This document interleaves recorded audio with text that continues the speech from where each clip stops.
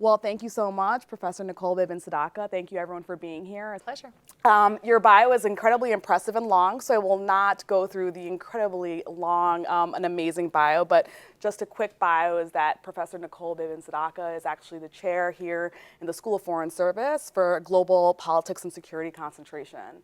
And she, prior to Georgetown, was in the State Department as a civil servant for at least 10 years in one of my favorite bureaus, because that was my previous assignment in the Bureau for Democracy, Human Rights, and Labor. And prior to that, she has an amazing career that spans the globe in NGO work and civil society, including in work in Ecuador. So I will just put it there because there's so much to go into.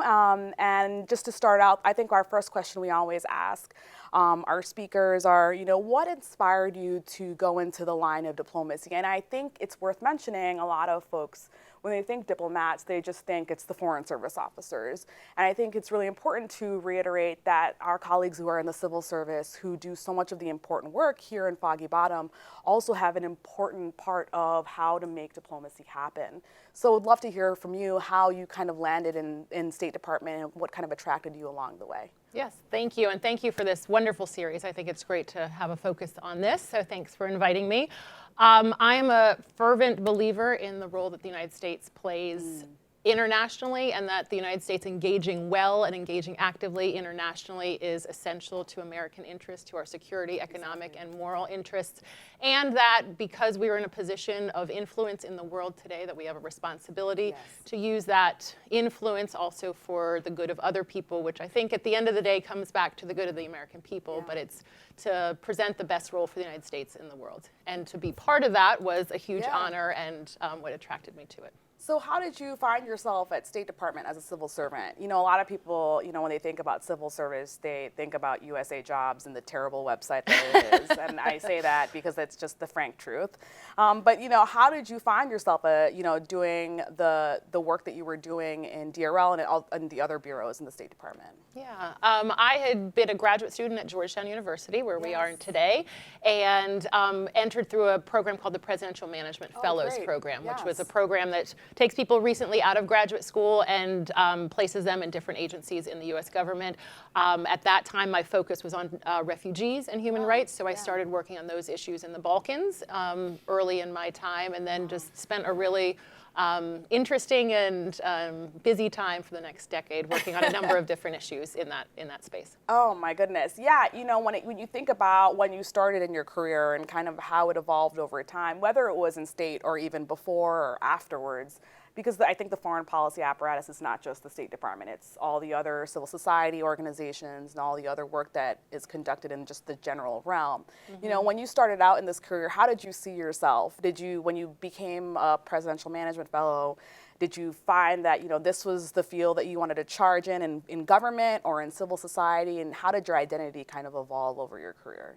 Yeah, I absolutely saw myself in public service. I believe that the United States government has a tremendous role to play in the world, and the idea that I could be part of that was a great opportunity. And so I think as I went through my education and my early years in professional development, I really wanted to think about where could I be in an influential place that I could impact how the United States is engaging the rest of the world. And working on human rights, working on refugee issues and democracy issues, I think the United States' role in engaging well in the world is one of the best places to do it.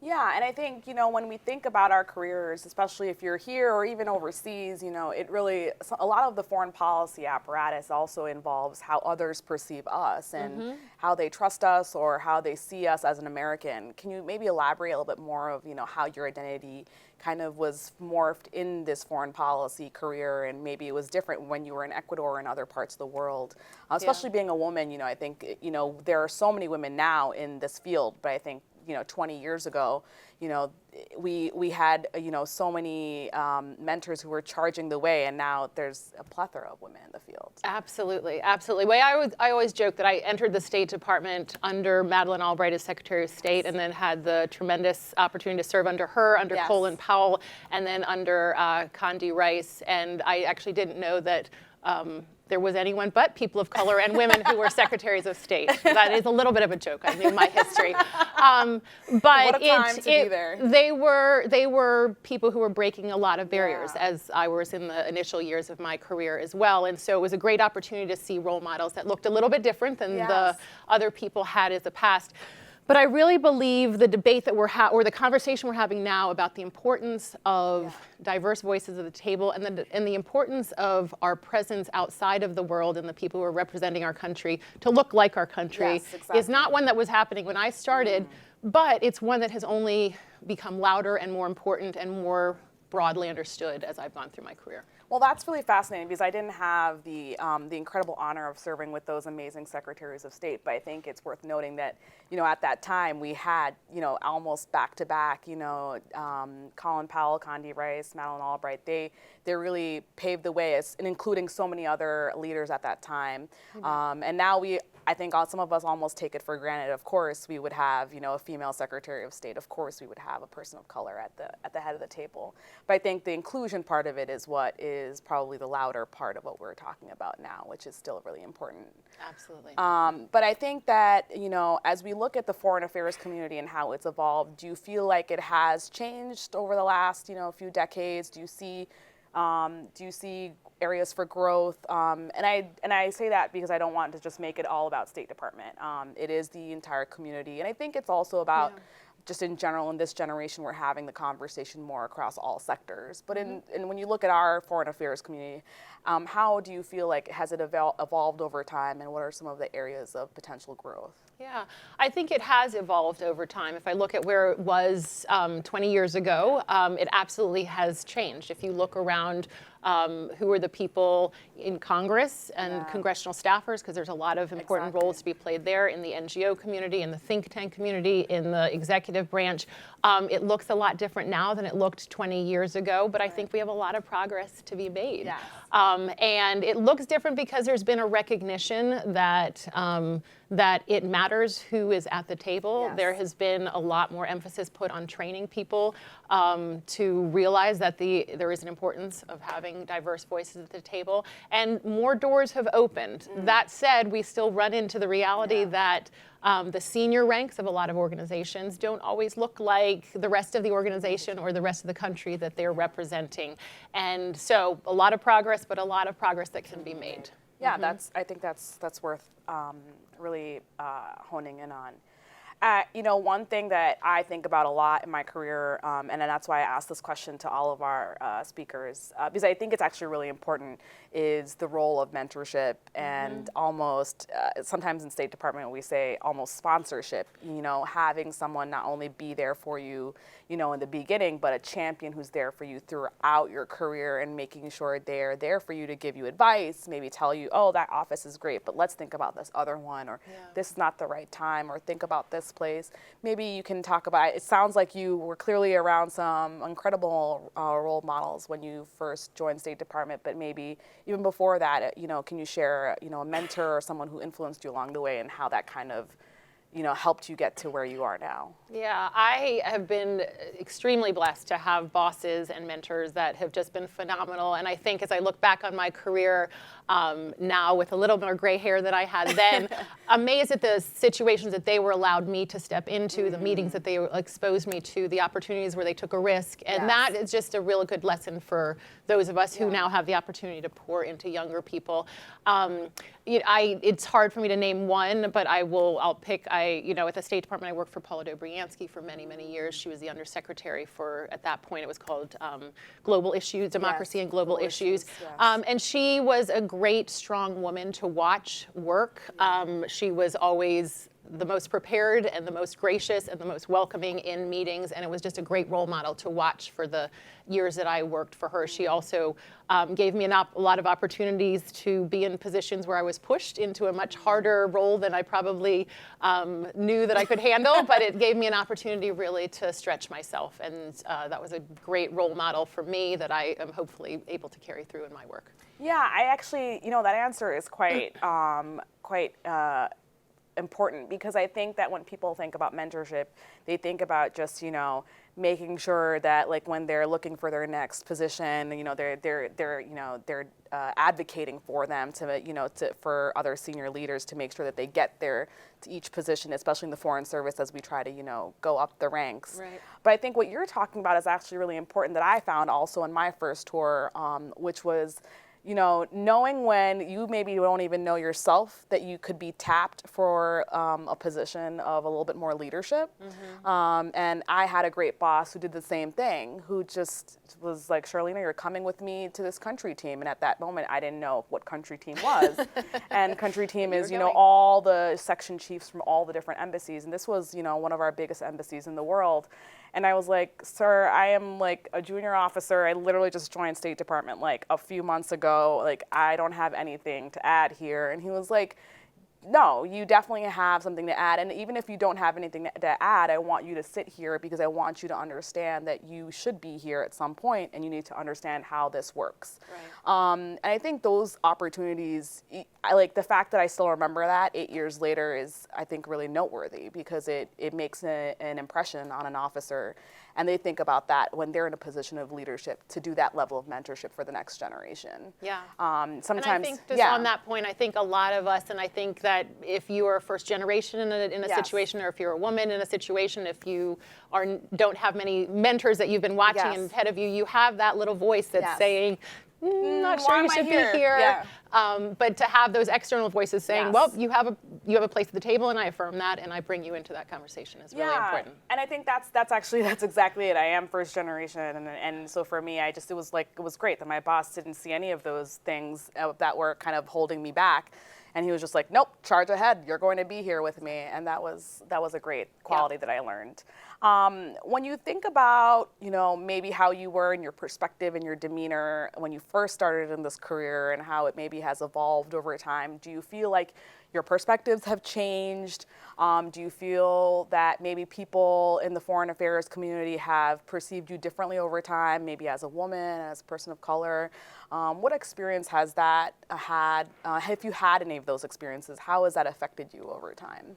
Yeah, I think there are probably very few women and very few people of color who've not encountered something along the way, and there are probably far more experiences where you don't know something happened than the ones where you also know that it happened. Until you all talk to each other and you realize you've all had the same experiences.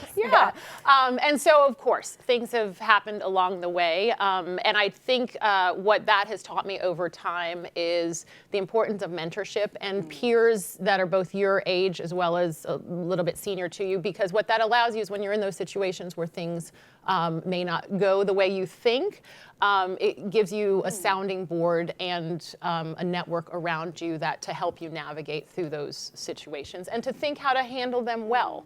Has my perspective changed over time as to how I sort of walk in the room is what I'm hearing you? Yes, absolutely. One thing which I've told a number of students is when you are coming from any group, which is not necessarily the majority group at the table, and that definition changes in different situations, is that should always be an issue and should never be an issue. And what I mean by that is, in some ways, you have to have your antenna up. That maybe there might be a perception. If I'm the only one at the table, there might be a perception that I am not bringing the strength, or I'm not bringing the same, conviction to the table that other people have.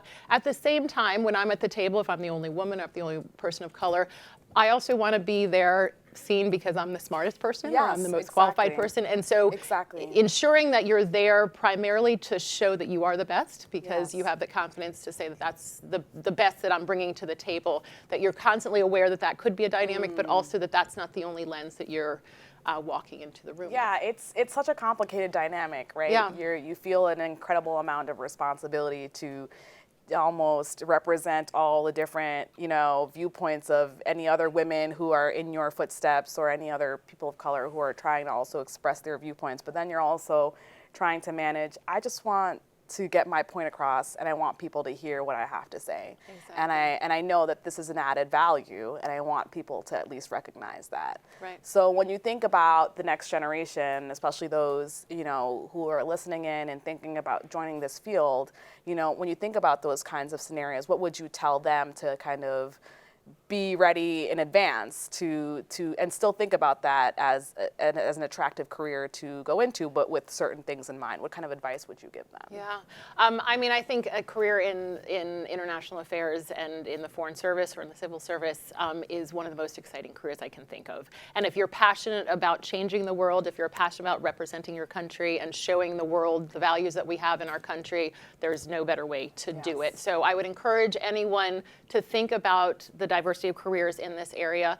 And I would encourage them not to look at any restrictions as they're thinking about it. The fact that you might be the first to cross a threshold, there's always a first. Yes. And so to step into those spaces, which may or may not be comfortable spaces for you, but to know that you have as much ownership of a space as anyone else does. And I do think that the great diversity that we have in our country, racially, ethnically, religiously, in so many different ways, when we bring that fullness to our service outside of the country, it's the best that we have to bring. No, absolutely. So I think the last question I always ask as a forward-looking question is whether it's State Department, whether it's a civil society organization, government, whatever, in this field, when you look for the next 10, 20, 50 years, what kind of steps do you think need to be taken to really foster a robust perspective of diversity and inclusion? And I think that phrase gets reiterated a lot, but when I try to say that, it's to say that it's not just different people of color, it's not just women and men, it's different LGBTQI orientations, it's different abilities. I think I have seen so many different people in the State Department that to me has given me a different appreciation for what you need to have all those different perspectives in the room. So to foster that more and to attract more people from all different backgrounds, what do you think could be done in any parts of this kind of field to do that? Yeah, I mean, I think the first point is each organization should be assessing itself. How are we doing, right? Look around at each different rank. How are we doing? And who's at the table at these different levels?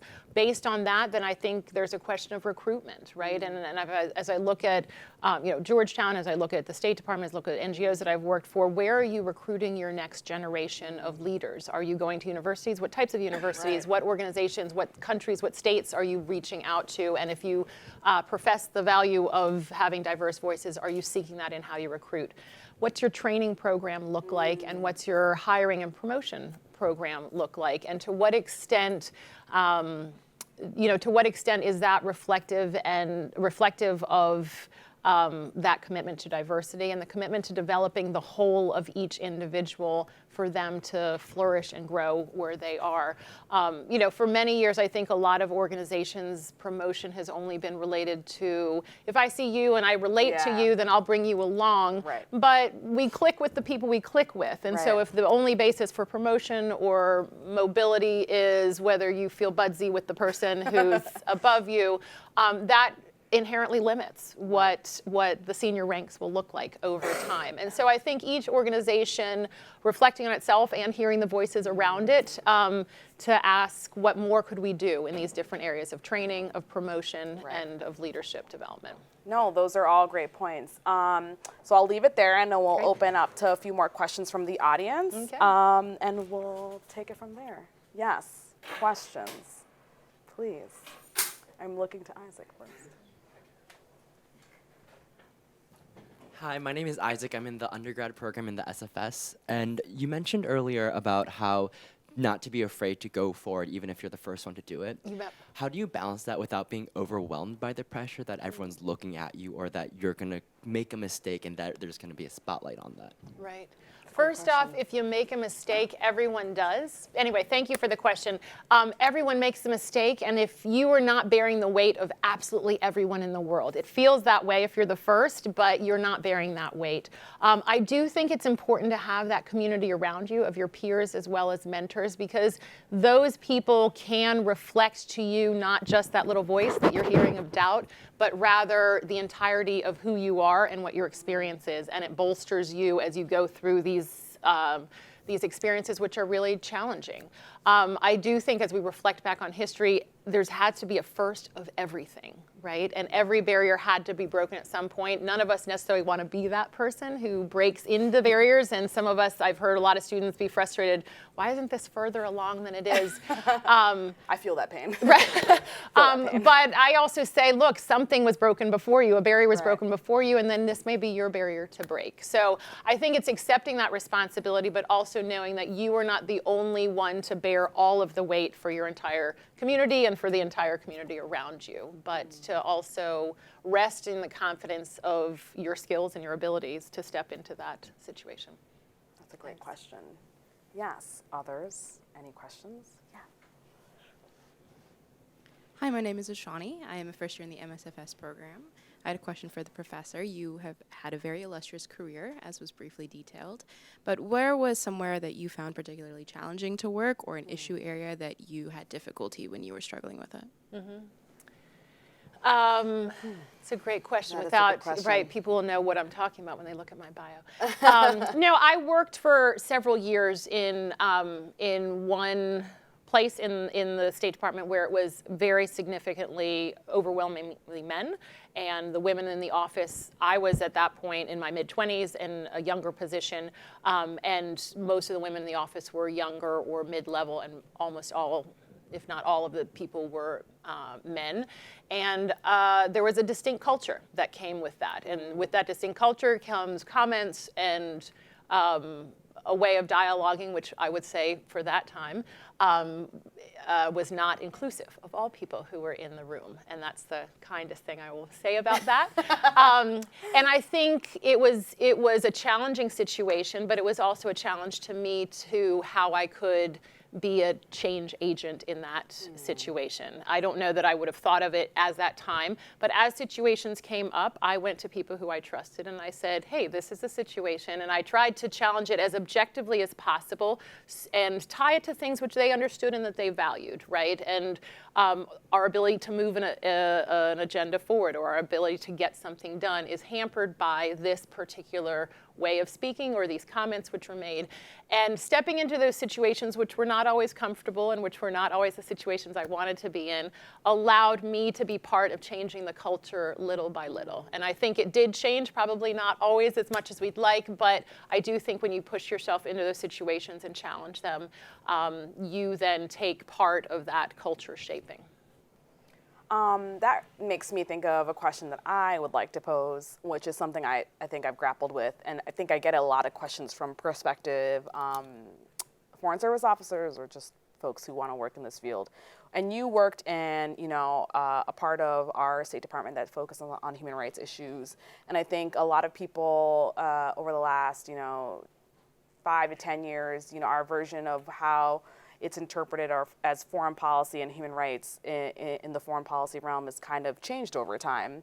And when you were in the State Department, or even afterwards, how did you deal with probably so many instances that we all have to deal with in our career as public servants, of times where you may not agree necessarily with whatever the decision was made above you, right. Or like the short view versus the long view of how human rights needs to be conducted and advanced. Because I think that a lot of us forget that it's a long game, and relationship building across the world and human rights, fostering human rights, can happen together. And sometimes you have losses and sometimes you have wins. But it requires a level of perspective that sometimes, is hard to remember. So maybe you can elaborate on how your experience was. Yeah, a lot of great questions in there. So let me take them one by one. I think first off, if you're in public service, you have to recognize that you are a part of a whole, and that you also pledge to uphold the policy decisions that are made. And I do think that there is a really important role for individuals to play to actively advocate for a position. And you also, with that opportunity to advocate for a position, is your responsibility to carry out the decision that's made once a leader comes to a decision. And that's, for some people, that's environment that they want to work in. For some people, that may be challenging, and I think that's something that people should think through as they go into public service. But to be able to be part of a process, and for that process to have the impact that the U.S. government has, is a wonderful opportunity. How has human rights, how do you play this? I think human rights has always been, or it certainly since the 70s has been, a significant part of our foreign policy. It looks different in different times. I think one has to recognize that it can't be pursued in the exact same way in every country, but that it has to constantly be on the table, right? Where we have completely taken it off the table, or where we have failed to recognize that we are in a position where we can leverage our position in order to push for the rights of people around the world, we have lost an opportunity.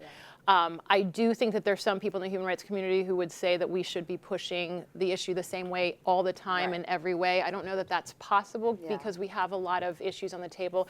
There are some people who would say this issue should always be off the table. I've worked with many of them over the years. But I think the United States government works the best.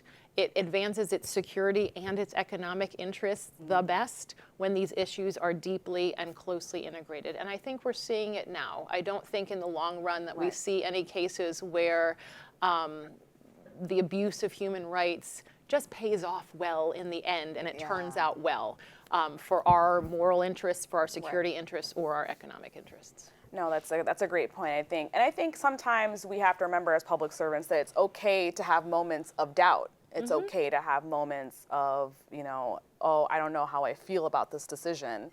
And that's okay, but it's also important to remember that there will be many of those moments throughout our career, and sometimes it's okay to have those as moments to think about and reflect upon, and that creates a more robust debate within the organization. It's okay for people to have different perspectives, and you still may not win, but it's part of how as an organization it changes and evolves over time. Absolutely. And I think the one thing, you are in the game, and you are part of actively shaping that process, and your voice is heard in a large process, and that matters tremendously. I think it's also important to remember that public service is serving the American public, and that is a great honor and a great opportunity. And what you have is the opportunity to be part of the process of reflecting American values in the decisions that are being made. And it can't mean that everyone wins all the time, if you just think logically of how that would go.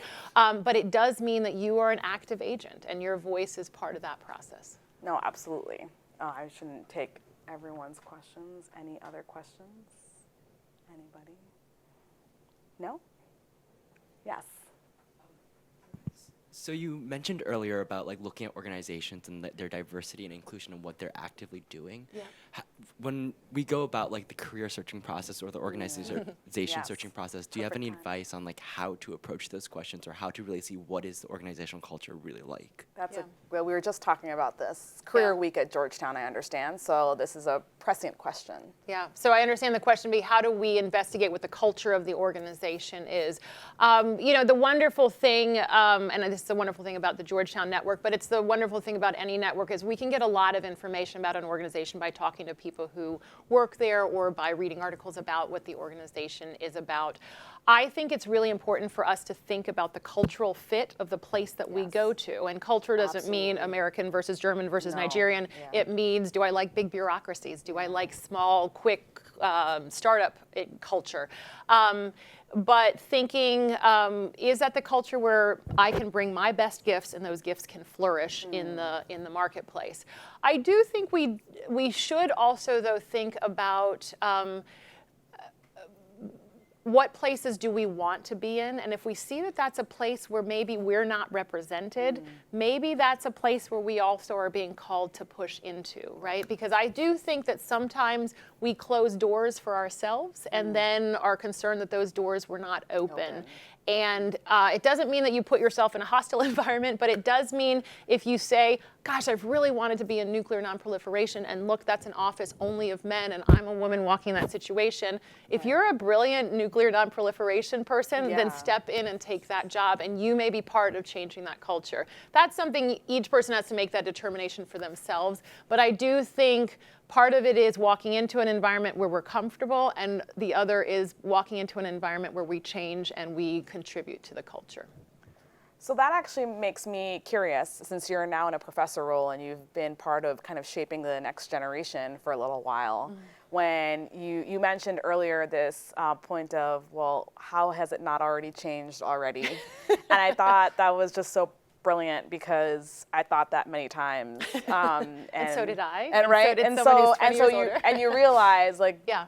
maybe the point should be, as mentors or people, you know, as we bring in the next generation, that, and I think that's why this series is so great, is that just letting it be known now before they embark on their career, this is just a challenge you may have to face. Right. And it honestly, yes, we wish history had brought us to a point where we had perfection in every place, but that's just not reality. Right. And I think, you know, of course, in America, we have this amazing culture where we expect ourselves to aspire to be better, which that's what I love about my country. But how have you wrestled with that with your students who, you know, are talking about organizational culture and talking about wrestling with this? Because I'm first generation. My parents immigrated to this country in the late 70s, and, you know, they didn't know, like, be reading Shakespeare in high school, and my parents were like, I don't know what you're talking about, right? And so I was like learning it on the fly. And so when I went into State Department, I just didn't know. I was just like, I'm just glad to be here, and I'm glad that they recognize that I deserve to be here. But I don't think anyone ever told me, hey, you're going to be like breaking barriers, and you should just know that going in. Right. So I think that's maybe a different part of this culture of this generation. It's telling them going in, hey, maybe this will be a thing, and that's not necessarily bad. Right. But just maybe an expectation. So how have you kind of dealt with that with your students, and maybe part of the culture of bringing them into the fold? Yeah. You know, to some extent it is challenging people that you are walking into the environment that you're walking into, not the one that you want to walk into. And so spending a lot of time saying, gosh, I wish this were different. Yes, there are many things where I could say and spend a lot of my time saying, I wish this were different. Right. Then you do that, and then you move on, and you say, this is the reality. And so I have to either be part of changing it, or I can accept it. Right. I do think, you know, for 20-somethings and 30-somethings who, you know, the civil rights movement and certainly women's suffrage and things like that, or time where women were not allowed in a whole lot of careers, is something which is a distant past, right? But I also think the challenge for a lot of people has been much harder at times. I mean, I'm raised by an immigrant mom and a dad who never went to desegregated schools. So the challenges that they faced were much harder. And so to some extent, I challenge our students to say, you're not fighting the biggest battle. You're still fighting a battle. We wish there was no battle to fight, but this is not remember that this is a trajectory, right? And you are standing on the shoulders of those who have fought some really tough battles. So step into your battle and fight it well too, right? And also pick your battles, right? Not everything is a battle. We have a much more open and diverse workforce than we have ever had. At the same time, you will experience challenges, and when those challenges come, bring your excellence to the table and bring those arguments to challenge what that environment looks like. That is excellent. Yeah, I think that's worth noting, because I've been now in Georgetown receiving some of these questions, and makes me think a lot, reflect about how much we are here, you know, on the shoulders of giants like Ambassador Bodine, who has done such amazing work. And I think about, you know, I am thankfully just one of many women now in the Foreign Service. And so I don't have that problem as much, but it's the inclusion part of making sure we keep continuing to bring more into the conversation. And then on that note, it is also a question that if there is a barrier, if not you, then who? Right. And I think challenging our students to say, if there is a barrier, then someone's going to have to break it down. It doesn't always have to be you, but why not you, and why not step into that opportunity? And we wish those barriers didn't exist, but we also have to be thankful that we are equipped to challenge them, and that we have communities behind us to do that. No, that's excellent. If there are no other questions, I will wrap up with that amazing point, because I don't know how to, that is just an amazing perspective, and I really appreciate your insight, because I think for you to not only have been in public service, but also to have then since been here in academia, bridging those two experiences provides such a unique insight for the next generation. So thank you so much. Thank you for having me, and thank you for this series. Yes, it's a wonderful and thank you so much for opportunity. everyone for being here. Thank you. Great. Thank you.